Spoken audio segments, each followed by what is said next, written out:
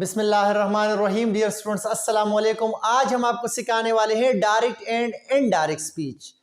Direct speech और indirect speech में फ़र्क क्या है और हम बहैसियत एक स्टूडेंट और इंग्लिश लैंग्वेज लर्नर हम इसको क्यों सीखते हैं, इसकी ज़रूरत हमें क्यों है। याद रखें, डायरेक्ट स्पीच स्पोकन इंग्लिश में वो होता है जब हम किसी को डायरेक्टली मुखातिब होकर बात करते हैं, इसको डायरेक्ट स्पीच कहते हैं। इनडायरेक्ट स्पीच वो होता है जब हम उन्हीं बातों को अपने अल्फाज में उसका मफहूम किसी दूसरी जगह पर बयान करते हैं, तो इसको हम क्या कहते हैं? इनडायरेक्ट स्पीच कहते हैं। रिटन फॉर्म में हम डायरेक्ट स्पीच को दो हिस्सों में बांटते हैं।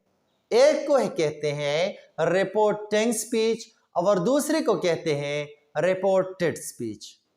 जो हिस्सा हम इन्वर्टेड कामाज में बंद करते हैं, इसको reported speech of the direct narration या डायरेक्ट स्पीच कहते हैं, और इसके बाहर जो हिस्सा होता है, इसको हम रिपोर्टिंग स्पीच से पहचानते हैं। रिपोर्टिंग स्पीच के बाद सिंपल कामा लगा होता है और उसके बाद इन्वर्टेड कामाज में स्पीकर के जो अपने अल्फाज हू बहू वही अल्फाज जो स्पीकर ने बोले थे वो बंद किए जाते हैं। तो रिटन फॉर्म में डायरेक्ट नरेशन की पहचान ऐसे ही होता है। अब इनडायरेक्ट स्पीच और डायरेक्ट स्पीच में फर्क क्या है?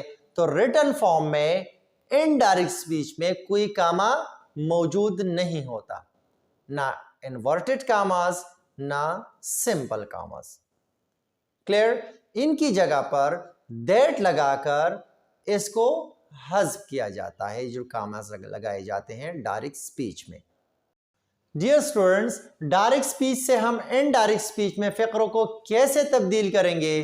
तो याद रखें, आपको टेंसेस और पर्सनल प्रोनाउंस याद करने होंगे। अगर आपको याद नहीं है तो कोई बात नहीं है, नीचे डिस्क्रिप्शन में जाइए, वहां पर हम अपनी वीडियो लिंक्स इन टॉपिक्स के दे रहे हैं, वहां से आप वॉच आउट करके सीख लें, बाद में इस लेक्चर पे आ जाएं। इसके साथ साथ आपको हम सब्जेक्ट और ऑब्जेक्ट का लिंक भी दे रहे हैं, ये भी इंतहाई लाजमी है। डायरेक्ट एंड इनडायरेक्ट स्पीच में आगे बढ़ने से पहले इनको देख लीजिएगा। हम आपको नेक्स्ट लेक्चर में मिलेंगे। See you in the next lecture. अल्लाह हाफिज।